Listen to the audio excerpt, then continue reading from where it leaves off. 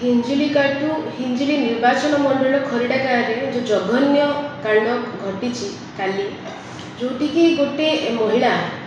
pregnant अवस्था 4 मास गर्भवती से सांगे गोटे 3 वर्षर शिशु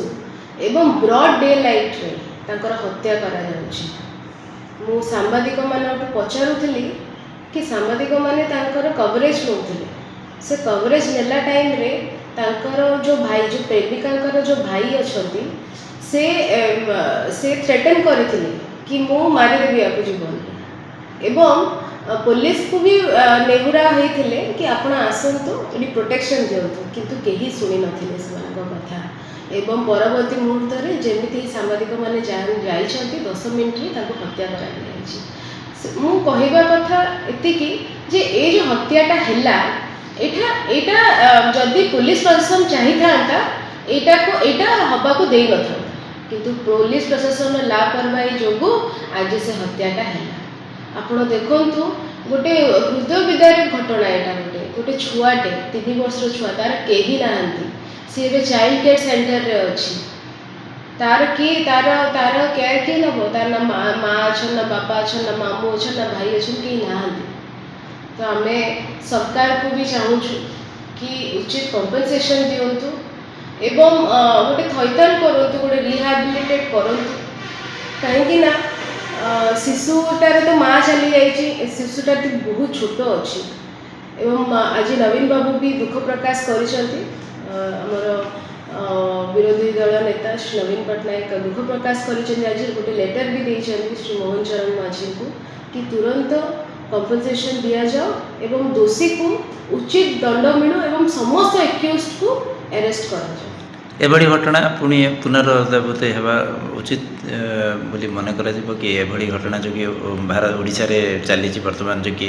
अराजकता चलती नहीं बीजेडी आग को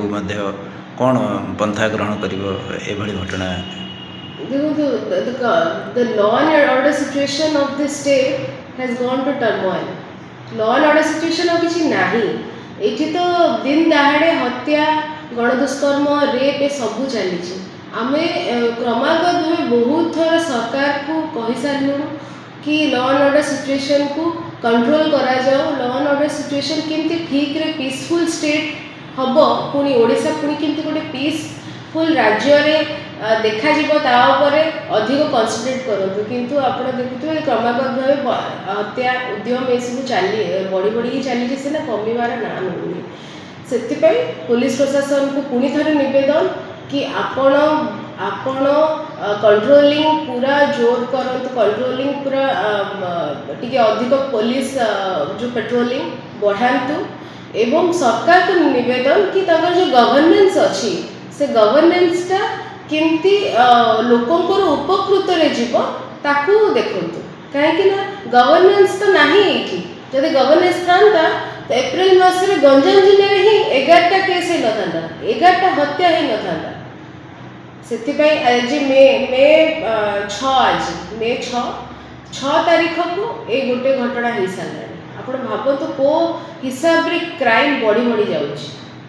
तो से सरकार को निवेदन आपको कंट्रोल करंतु कहीं आईन श्रृंखला